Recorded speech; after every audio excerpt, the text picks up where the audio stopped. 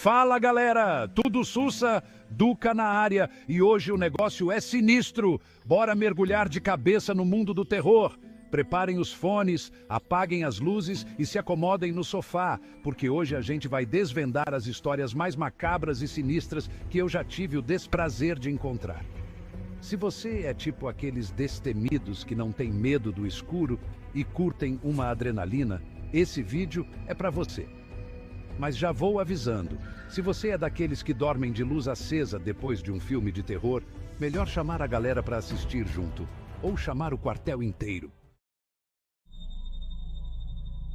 Fecha os olhos e imagina só, uma mansão sinistra, toda empoeirada, lá no topo da colina.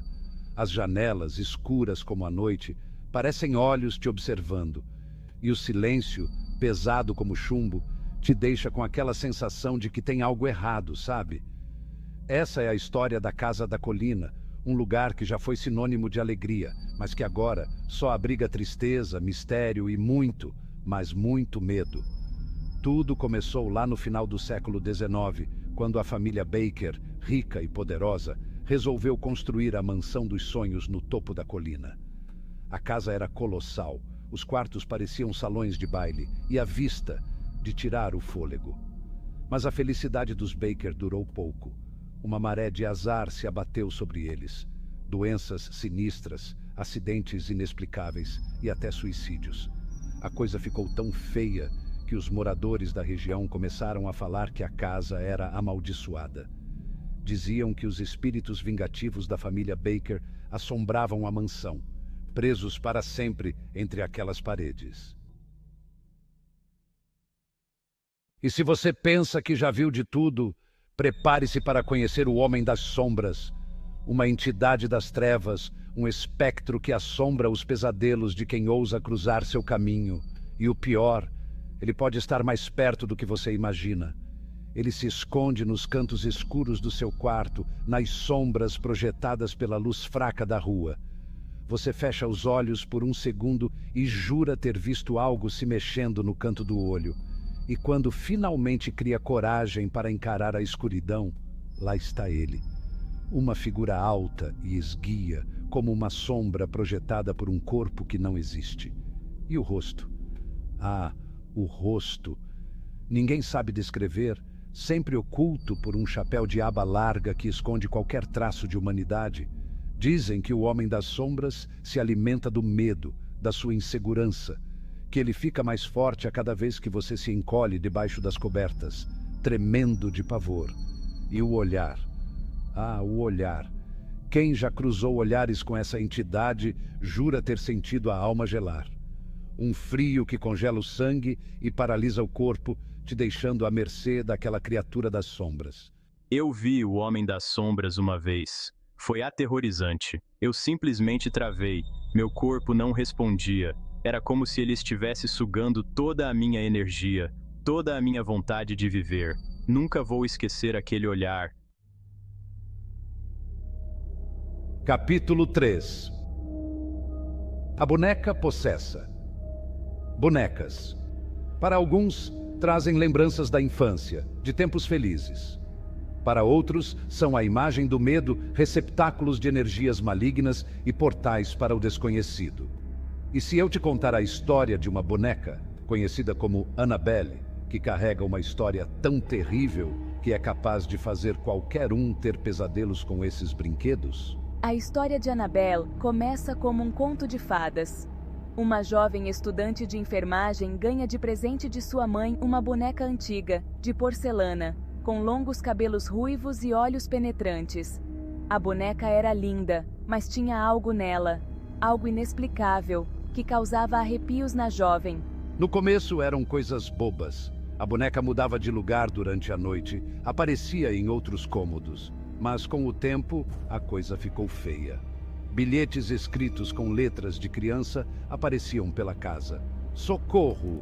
Saiam daqui! O clima ficava pesado, carregado de uma energia negativa que oprimia os moradores.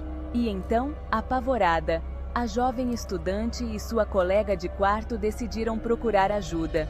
Um médium foi chamado até a casa, e depois de uma análise tensa e assustadora, revelou a terrível verdade. A boneca era possuída pelo espírito de uma criança que havia morrido tragicamente naquele lugar. Annabelle, como foi batizada a boneca, se alimentava da energia negativa, do medo e do desespero. Capítulo 4. A Floresta Maldita. No coração de um continente esquecido, em meio a montanhas rochosas e vales escuros, existe um lugar que a própria natureza parece rejeitar. Um lugar onde os galhos das árvores se contorcem em formas bizarras, como se estivessem presos em um pesadelo.